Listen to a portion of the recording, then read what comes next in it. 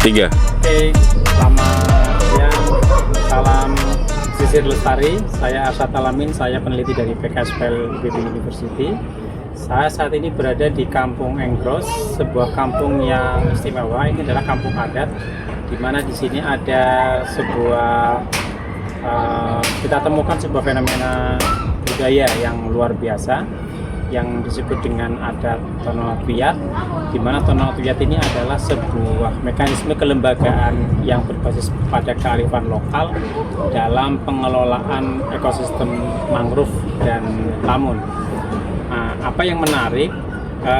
Yang menarik adalah bahwa kawasan yang dikelola ini kita sebut sebagai hutan perempuan, yaitu sebuah kawasan hutan mangrove yang eksklusif hanya boleh dimasuki dan dimanfaatkan oleh kaum perempuan, yang itu sebenarnya sebuah dialektik budaya antara kewenangan atau kekuasaan laki-laki dengan perempuan di tanah Papua, di mana di tanah Papua seperti kita ketahui memiliki kekuasaan atas lahan baik dalam maupun laut yang kita sebut sebagai Ondoafi, itu memiliki sebuah forum musyawarah yang didominasi oleh laki-laki yang mereka sebut sebagai para-para. Di para-para ini kaum perempuan tidak dibolehkan ikut untuk mengambil keputusan.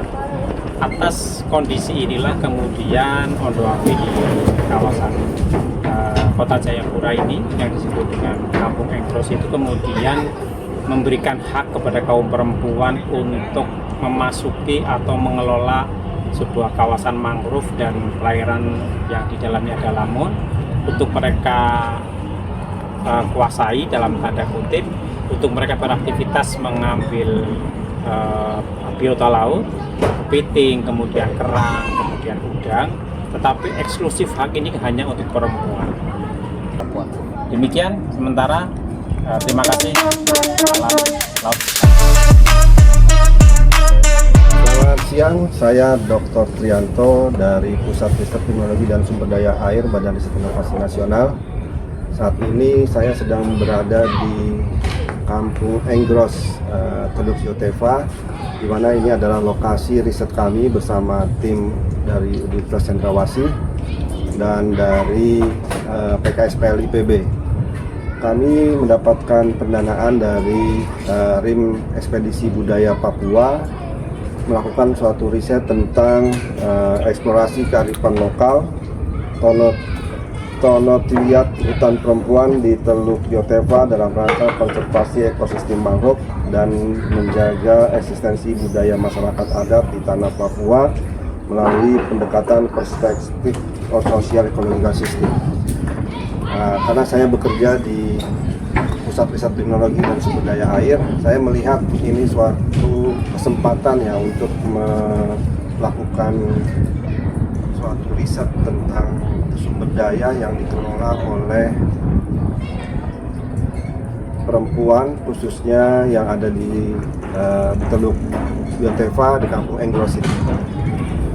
Saya juga awalnya surprise sekali karena sepengetahuan kami belum pernah menjumpai suatu sumber daya yang dikelola khusus oleh kelompok wanita atau perempuan ataupun ibu-ibu. Nah, di sini kita lihat mereka sudah melakukan secara turun-temurun dan kemudian dijadikan suatu sistem adat yang dikelola oleh kaum perempuan. Saya kira ini suatu hal yang positif yang perlu kita support.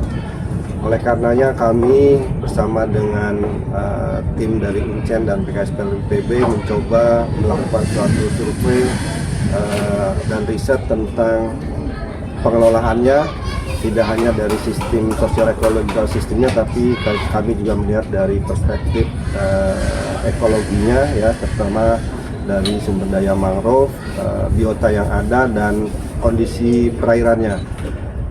Selintas ya kami memahami bahwa di Teluk Yotefa ini adalah suatu subsistem teluk ya, di mana Teluk Yotefa yang ada Kampung Enggrosnya ini ada di bagian belakang dari suatu sistem teluk besar, Teluk Yosudarso ya. Nah, untuk semoga keberadaan hutan perempuan Teluk Biotefa ini menjadi suatu kasanah keilmuan yang bisa kita sampaikan ke kalangan dunia, kalangan saintifik, dan juga untuk edukasi kepada generasi penerus. Salam mangrove, salam hijau, salam lestari. Ya, penelitian kita hari ini adalah terkait dengan kajian tentang hutan perempuan yang kita kenal dengan sistem hutan liar yang ada di Kampung Gros.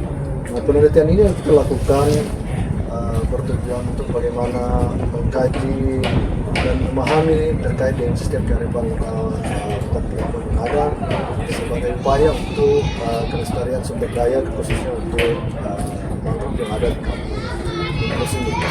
Nah, kita tahu bahwa di Kampung Gros ini memiliki sumber daya pesisir dan laut yang cukup bagus seperti mangrove dan lamun yang ada di Kampung Gros ini.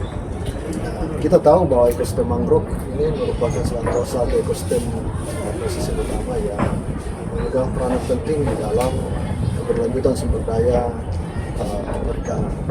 Nah, kami dalam penelitian ini melibatkan beberapa lembaga, misalnya dari PKSPL IPB, dari BRIN, dan kami dari Universitas Cendrawasih jurusan Ilmu Pelayaran Perikanan.